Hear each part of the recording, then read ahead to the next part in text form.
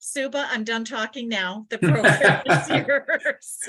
Thank you, Trudy. And yes, I've been to Amsterdam, so welcome for the person who linked in from Amsterdam today. And as I see all these folks tuning in from all over the country, I imagine myself there because I've visited so many of these wonderful places around the United States. But anyway, let me add in my good afternoon and welcome. I am Suba Sadi. I'm a volunteer community ambassador with AARP here in Northern Virginia, where we're enjoying just fantastic weather today. And hopefully wherever you are, you're enjoying good weather as well.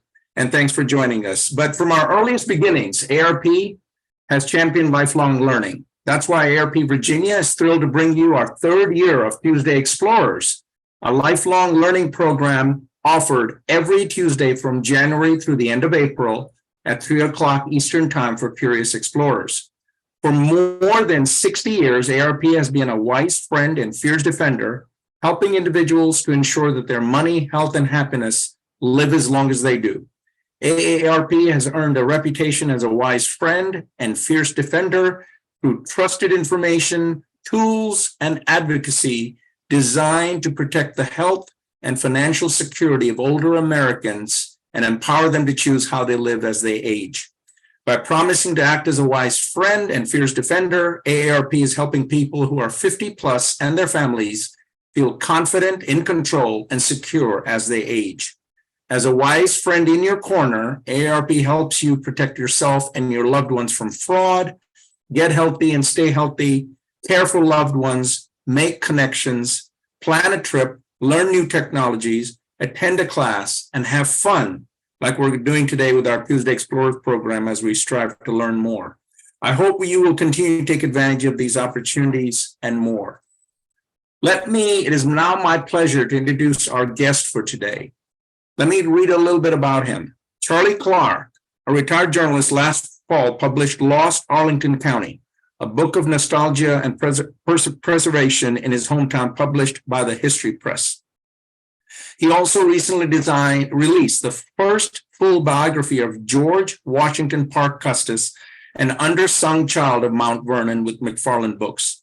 A native of Arlington, he continues to write the weekly Our Man in Arlington column for the Falls Church News Press. He has written two other books, Arlington County Chronicles and The Hidden History of Arlington County, also published by the History Press. In July 2019, he retired as senior correspondent for the Government Executive Media Group, part of Atlantic Media. He previously has worked as an editor or writer for the Washington Post, Congressional Quarterly, National Journal, Time Life Books, tax analyst, and the associations of governing bodies of universities and colleges. He chairs the Preservation Committee for the Arlington Historical Society. I found him through the Washington Post because he had written an article, and I'm so lucky that he said yes to us. And so, Charlie, the screen is yours, sir. Thank you very much, Suba. So welcome everybody to an examination of a grim but fascinating topic.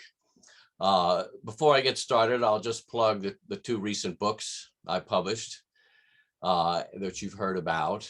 And I have another one coming soon on the history of Falls Church, Virginia.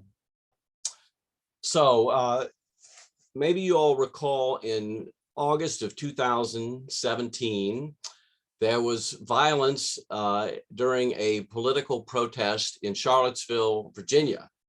And the neo-Nazis and other right-wing groups prone to violence held a Take Back the Night rally. And I had noticed that this rally was about a week before the 50th anniversary of the August 25th assassination of the American Nazi Party leader, George Lincoln Rockwell, of whom I've written four or five articles for local and national publications. So I went to the site where that shooting took place, and I left my business card with the merchants there, one of whom is the barbershop is still there from 50 years earlier. And I told them to call me. I was out on a shoot with the local NBC News crew. they wanted me to show them where the American Nazi Party homes were in Arlington 50 years earlier. And we were out on that shoot when I got this frantic call from the barbershop saying that, sure enough, these neo-Nazis had arrived. So we sped back there in the Dominion Hills Shopping Center on Wilson Boulevard in Arlington, Virginia. And with the help of a patron of the barbershop, we snapped this picture. And that we'll now talk about what all this means and why all that happened. So this is George Lincoln Rockwell in one of his most emblematic poses. It's just further up Wilson Boulevard in Arlington in the early 60s. And Mario's Pizza was run by a neighbor of mine who was a Jewish family. He took the name Mario as a marketing tool. And he refused to serve the Nazis, and that's why they're protesting there. And we were interviewing the owner of that place, my friend, when we got the call that these neo-Nazis were back in town. So who was George Lincoln Rockwell, and why did he choose Arlington, Virginia to set up this party? So Rockwell was born in 1918 in Bloomington, Illinois. His parents were vaudeville entertainers, which is hard to imagine. He grew up having dinner parties with Fred Allen and Fanny Brice, and he then had an elite upbringing. He attended a private school in New England in Hebron, Maine, and he attended Brown University for a while and the Pratt Institute of Art in Brooklyn.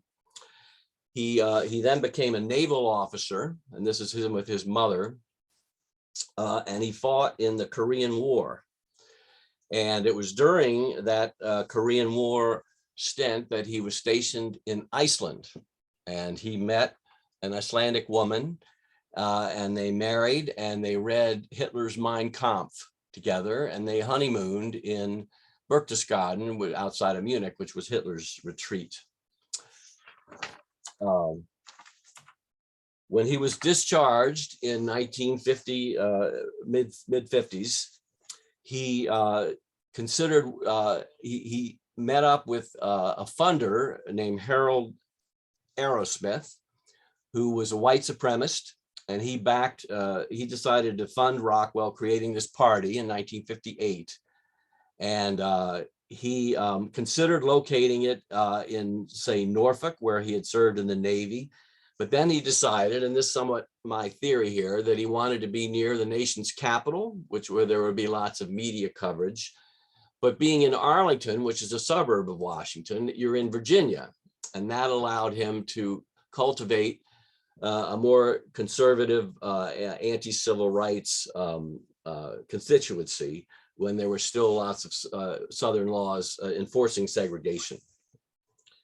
So Arrowsmith rented him this house, which is a walking distance from my house now on Williamsburg Boulevard.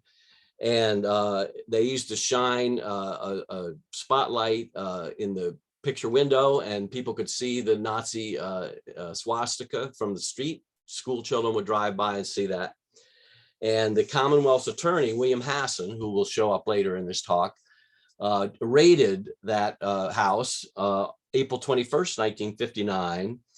And they had a search warrant, and they found a pistol, revolver, rifles, and 10,000 anti-Jewish pamphlets. And 100 neighbors were looking on as the Nazis marched out defiantly and gave the Sieg Heil salute. And the police ended up charging the Nazis with disorderly conduct and maintaining a public nuisance. Here's Rockwell with his Icelandic wife and his 4 children. One of them was named Ricky Rockwell, and he attended Nottingham Elementary School, which is near my house. And a friend of mine from high school remembers being with him when they were playmates in like second grade or so, and learning that they were moving back to Iceland. And I think that's when Rockwell and his wife were splitting up. So Rockwell then set up the party. They had maybe 30 or so locals and maybe another 20 or 30 in other cities. They began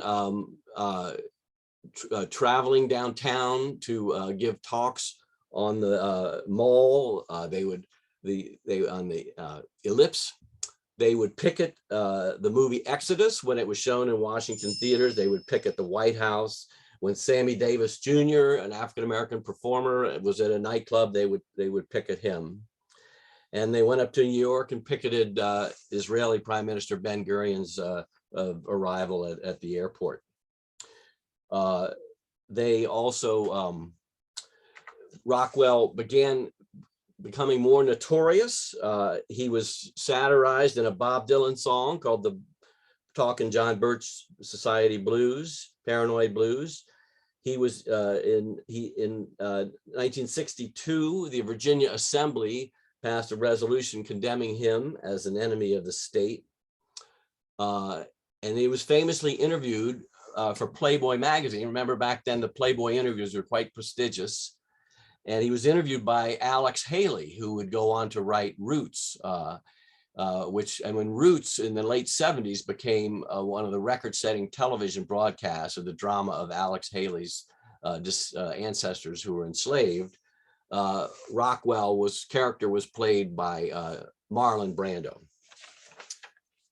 So the Nazis, they chased civil rights workers around the South, and Rockwell made a lot of money speaking on campuses. He was in demand.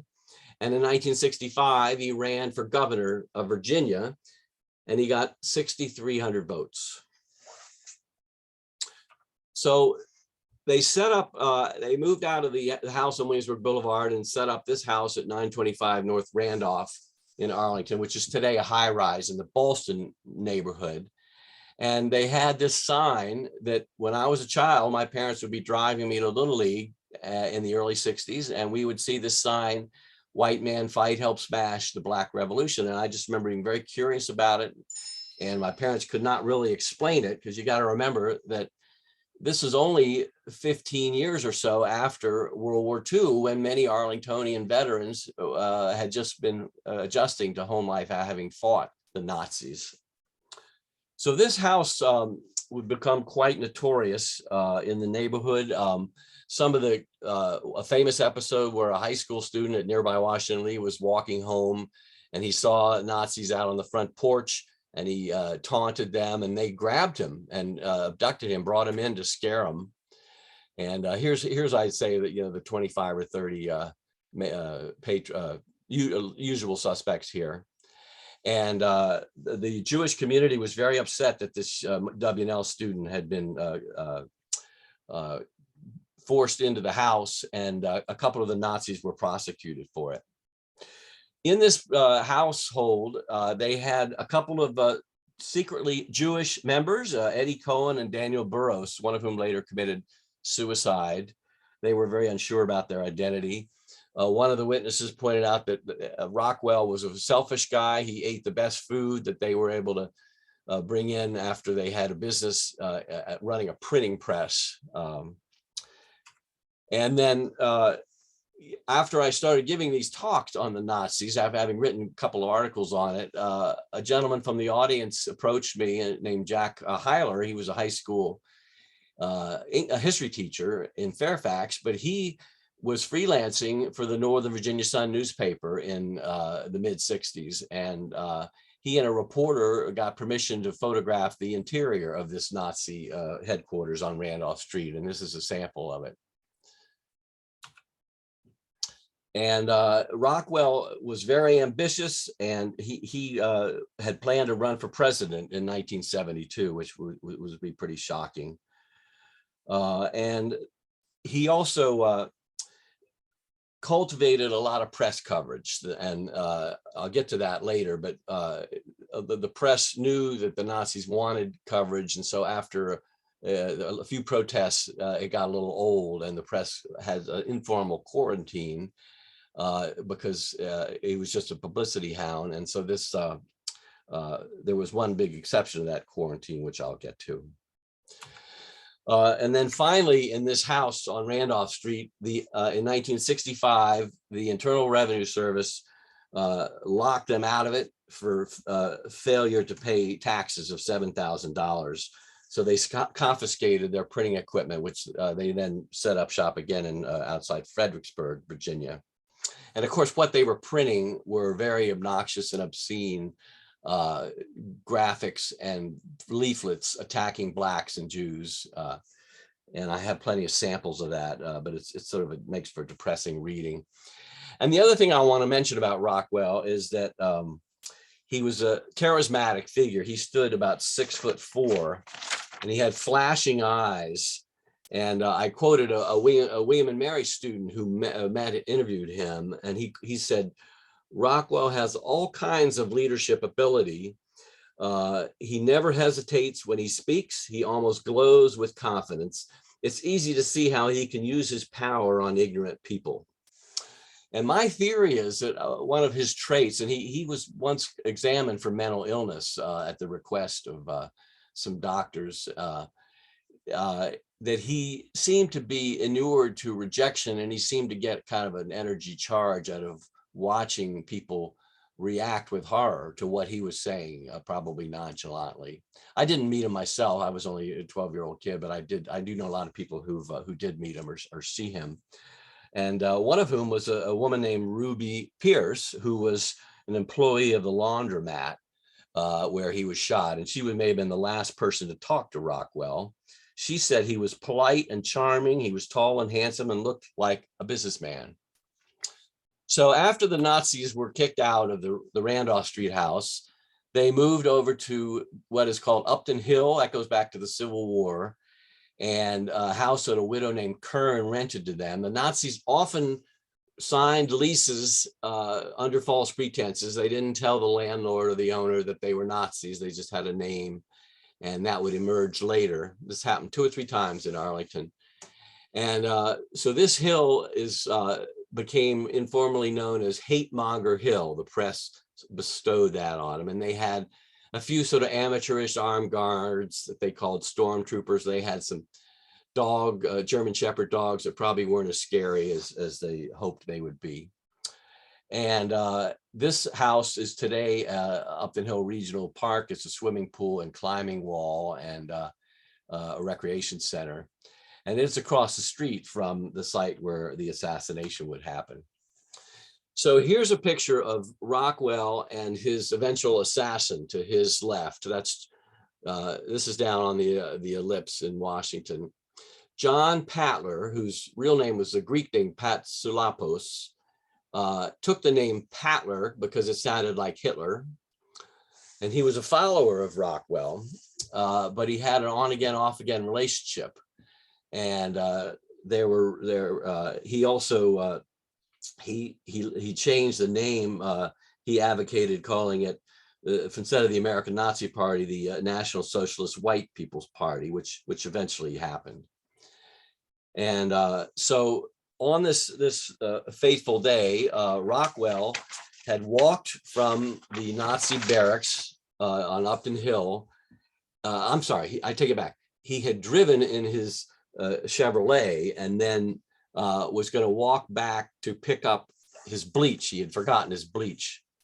And suddenly 2 shots rang out, and it smashed the windshield, and the car rolled into another vehicle, and Rockwell was then slumped over the steering wheel, and you could see the box of ivory snow and his copy of the New York Daily News. And there in this picture, you can see the Econo Wash laundry and the barbershop on the left side of the picture. And I've talked to a couple of people who showed up right after all this happened. So I was able to interview, in preparation for one of these stories about 10 years ago, Tom Blankety, who was the owner of Tom's Barbershop there. Today, it's still called Tom's Barbershop, but Blankety has long retired. I interviewed him down in Fredericksburg. So here's what he said. He heard the shots. I thought a car had backfired. I saw Rockwell kind of jumping around in the front seat. I thought he was having a seizure. So after a moment's hesitation, Blankety and his fellow barber, Jim Cummings, took off after the shooter on foot. I was a dummy, Blankety says, having ignored the danger of getting shot himself, but I wanted to see who the guy was. he stopped at the home of a woman he knew and said she'd seen a man run by, and he entered her home and she dialed the police. He got on the line and reported her sighting, and his call steered the police to pick up the suspect about a half a mile away with wet trousers standing at a bus stop. And as we would learn later, he had waded into 4 Mile Run Creek at the bottom of the hill off of Wilson Boulevard and buried the German Mauser pistol that he had used in the creek, and then dashed over to this bus stop where the police already had recognized him. They knew who he was. So this became worldwide news. And one of the first reporters there and editors to plan the coverage was the Northern Virginia Sun. And it was edited by Herman Obermeyer, and he was a Jewish U.S. Army veteran who had attended the Nuremberg trials in 1945 as an enlisted man. So he bought the Northern Virginia Sun, which had been run by some New Deal liberals from the late 1930s until the late 50s. He bought it around 59, 60 and gave it a more conservative bent. And but he was fascinated in the Nazis and of course embarrassed by their presence, like many people were. And Rockwell began cultivating Obermeyer. They had a letter to the editor relationship, and the other press, the Washington Post, the Washington Daily News, the Washington Star, and the TV networks were tired of covering the Nazis. But Obermeyer insisted that he would continue to cover them. He had some social worker warnings that maybe there had been a child death in their house and other sort of hints of scandal, tax evasion. And so he continued to cover them. And I was honored that in later life, Obi, as we called him, he hired me to help him with research. We were going to re-release his book on the Northern Virginia Sun's coverage of the American Nazi Party. And we worked on it for about a year, but he died before that bore fruit. But the point I wanted to make also is that Rockwell's killing was in newspapers in Berlin and Tokyo and London and all over the US country. And I read a lot of those headlines too. So then you had another drama that unfolded. Rockwell, being a military veteran, was entitled to be buried in a veteran's cemetery. And the Arlington National Cemetery commander ruled that out right away. So his party members arranged for him to be buried in the Culpeper National Cemetery, Veterans Cemetery. And this would be in late August 1967.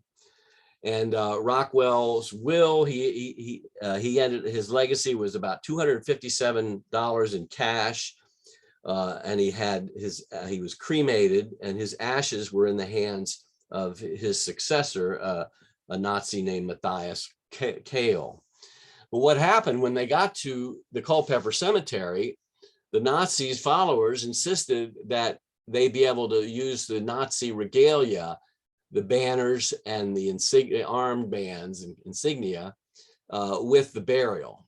And the commander of the Culpeper National Cemetery refused that. The ACLU, by the way, backed Rockwell's people's position on free speech grounds.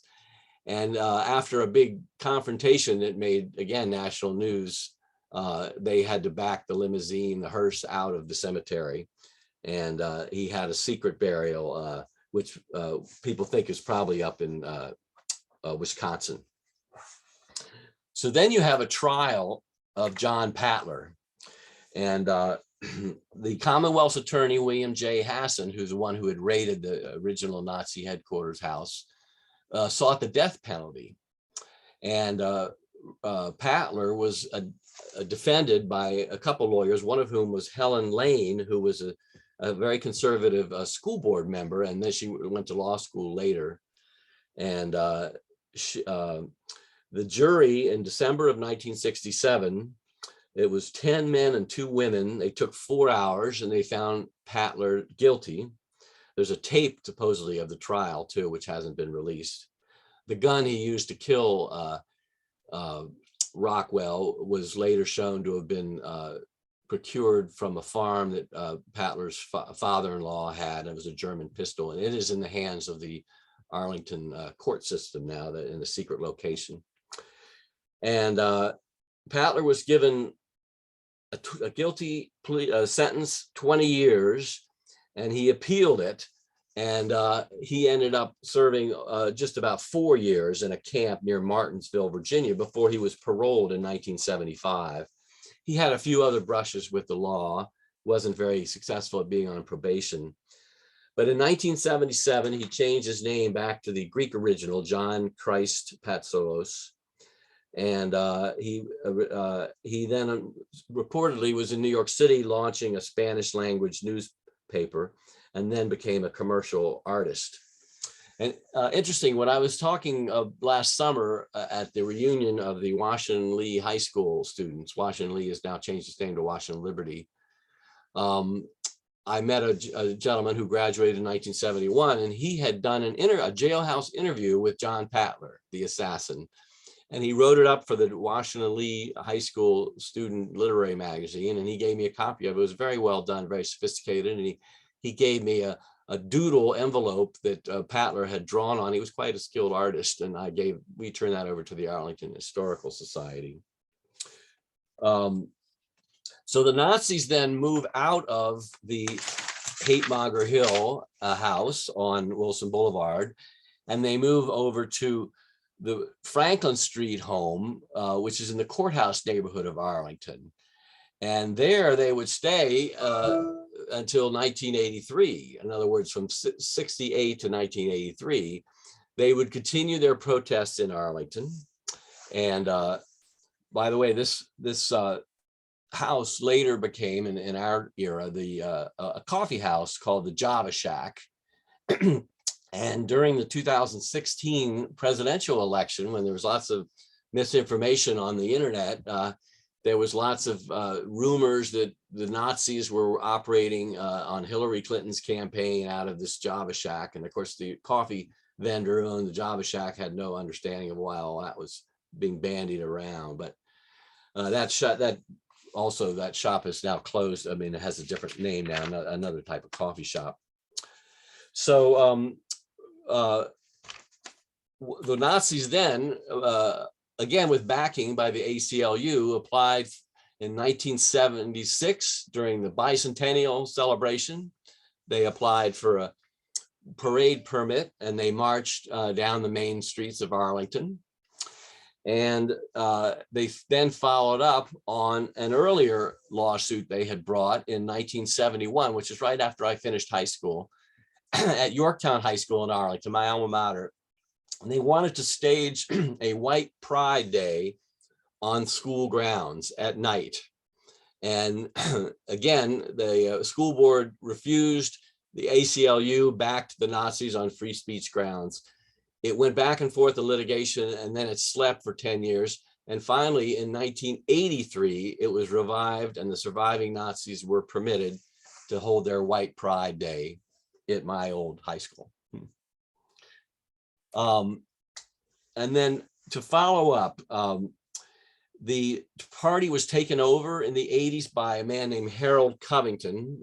By coincidence, he was in the high school class of my wife in Chapel Hill, North Carolina, 1971. He ran for Attorney General in the state of North Carolina.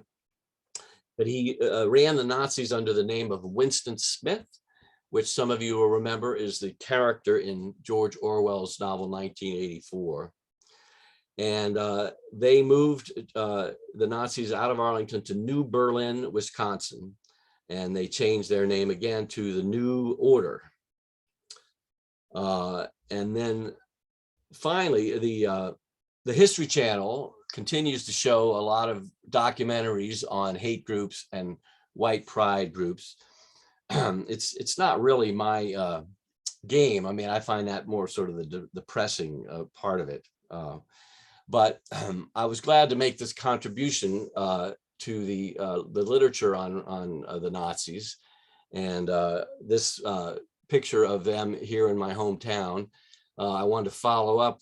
This took place around noon on August 25th, 2017, which is the exact minute 50 years earlier that Rockwell had been shot. And this a similar gathering happened on the 10th anniversary of that. So that was a clue that maybe this would happen again. And the neighbors in this fine neighborhood called Dominion Hills, when they got wind of this, because we put it out on the Facebook and the Falls Church News Press and the NBC local news channel right after the picture was taken, they put out a Facebook call for a flash mob that evening, saying that hate has no home here in Dominion Hills. And they got about 100 people there with short notice, with homemade placards and everything. My wife and I attended that. And the news, that got lots of news coverage as well. And then finally, I wanted to give credit to two professors who worked on somewhat competing books about Rockwell. They have a lot of more of a national perspective and overseas, tracking down. Rockwell did go over to England in the early 60s to work with the right-wing Nazis there, neo-Nazis. That was the subject of a wonderful PBS drama about 4 years ago. Rutland Road, I think is, no, I don't have that exactly right, but it's, and Rockwell was portrayed in that as well. But these two professors did a lot of good research on the funding and the exact size, membership of the parties. But they kind of gave short shrift to Arlington's role in it. So in fact, the local library in Arlington deaccessioned these two books. I was glad to get a hold of them. I think some well-meaning librarian didn't really understand that this was an Arlington story, and they just thought it was a biography of this Nazi. But in any case, I wanted to give them credit, but I feel honored that my work has really given the Arlington angle on this. And that's the end of my talk. I'd be delighted to take questions now. Yeah, Charlie, one of the questions that came up is, any thoughts about why Patler shot Rockwell? Yes, excellent question. So there's several theories. I mean, Patler was a disturbed individual. He went back and forth between being far left and far right. He was a Marxist on some days, and he couldn't compete with Rockwell in terms of charisma. Neither could Rockwell's successor, Matt Cale. But there was also some drama that emerged during the trial that Rockwell allegedly had sex with Patler's wife. And the wife was there in the courtroom, and they found in Patler's wallet, they found a letter to Rockwell where he was saying, I regret that we parted ways and I want to get back together with you. But obviously that didn't hold either, because he then pulled the trigger. So it's hard to psychoanalyze him, and he's never given any interviews. The Washington Post tried to track him down, put a note on his apartment door 4 or 5 years ago, but he won't talk to the press.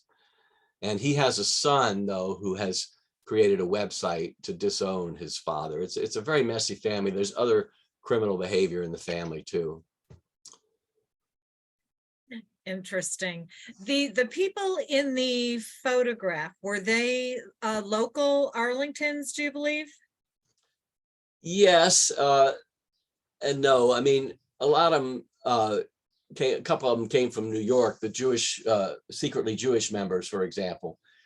But there's a picture that I didn't include, but maybe some of you all know that in 1960 and 61, there were lunch counter sit-ins in Arlington and elsewhere, just like in Greensboro, North Carolina, in drugstores where Black patrons were not permitted to be served. And so they had a organized effort to hit each of the drugstores up and down the main streets of Arlington, on Lee Highway and in Shirlington. And when they hit the drug fair in Cherrydale, which is another neighborhood I used to live in when I was a boy, the Nazis, they had 3 or 4 civil rights activists one of whom was a white woman. She's still around, Joan Mulpower, and Dion Diamond, who I've met and talked to too. And they, there's a famous picture of them sitting at the lunch counter at the drug fair, having ordered a refreshment and not being served. And behind them are about 8 or 10 American Nazi Party members with their armbands. And Rockwell himself is in the middle of them, and he's shaking his finger at the black activists. And some of those kids, some of them look like they're 18, or even 17. I think were students at Washington Lee, but I can't verify that. I showed it to some W&L people from that time period to see if they could recognize any of them. So I think there were plenty of locals, but people don't own up to it to this day. Even those neo-Nazi protesters who were here in 2017, none of us were able to learn their names. So they just sort of swoop in and out. So. Interesting.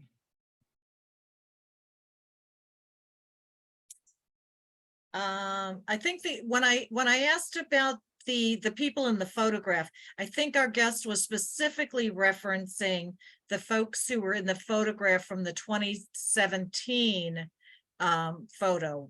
Do we believe those people were from Arlington? I doubt it. Okay.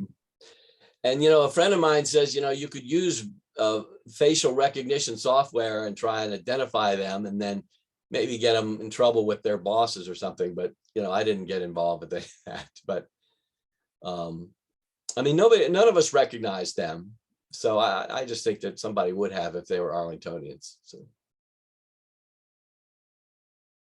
And I see a question about any particular reason why Rockwell's body was sent to Wisconsin.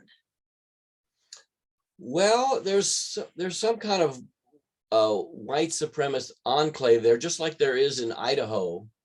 I can't explain it. There's a judicial election today in Wisconsin, by the way, where the state is going to decide whether it's going left or right. So that's a complicated, divided state. But I think they also preferred rural areas in isolation, away from the big city of Washington, where they could do, and same in Idaho, they can actually do weapons drilling, without being monitored. So, but why they picked New Berlin, I have no idea. Rudy, I see one here. Charlie, do you know how many official Nazi organizations are in the US today? Boy, I don't. The Southern Poverty Law Center tracks them. They track all hate groups. They're based out of Montgomery, Alabama. And they, sometimes their definition of hate group is controversial, but they would have some notion of exactly how many there are now. But I tell you, just remember how shocking it is for my parents' generation that emerged from World War II and settled Arlington, Virginia, and these new subdivisions. And in the 50s and early 60s, before the anti-Vietnam War movements, it's a time of relative tranquility and prosperity and escape from all the horrors of war. And to have these guys with these Nazi flags running around in protests and parades, and doing it with such self-confidence as Rockwell had, you can imagine how very upsetting that was. Very interesting presentation. I got one last question I think came in. You said that he was in Korea, but his age would have put him in World War II. Is that correct? Yes, you're right. He did both. Yeah. Okay. And they think you said that he ran for president in 72. No, 65. No, he ran for governor in 65 of Virginia. He was going to run for president in 72, but it was a moot point. So. Okay. Did I misspeak? Did I say president? I certainly meant governor in 1965. So I think you said governor. Yeah. Okay. But we've clarified it. But no, I understand the question, because there's a sign saying Rockwell in 72 in that picture, and that's why he was planning long way ahead of. Okay. And Sue, but that's all I have in questions for today, but great Yeah. presentation. I learned a lot and enjoyed it. So thank you, Okay. Charlie, and Sue, I'll send it back to you. Thank you, Trudy. Hey, Charlie, before with my closing comments, what became of the 4 children? Well, they've changed their names. Ah. So they probably, I think the wife took them back to Iceland and they have blended in with that population because they wouldn't be using the name Rockwell, believe me. Okay. Because you think of Rockwell, you think of Rockwell paintings. Yes, exactly. And then, Not something so, like a Nazi party. Wow. Yeah, it was really fascinating. I didn't know they were right here in my backyard. So thank you, Charlie. On behalf of AARP Virginia, I'd like to thank Charlie for sharing his valuable time and knowledge with us this afternoon. Like I said, I always pick up something new. Yes, sir. Give me credit also for being an AARP member. Oh, okay. Yes, sir. Thank you for that too. But we'd love to get your feedback on today's program and ideas for future programs in the chat box. You'll see a link to a survey. Please click on the link and take a few moments to share your feedback with us. We'll also send this link in a follow-up email later today. Our Tuesday Explorers program will continue next week, and we invite you to join us. So next week at 3:00 Eastern Time, April 11th, our topic will be, presentation will be on extreme weather, how climate change affects our everyday lives, and how you can make a difference. So please join us for that. Also in the chat box, you will see a link to register for our upcoming programs, which is www.aarp.org/virtual VA. So until next time, we encourage you to stay curious and keep exploring. Thanks again, Charlie. All right.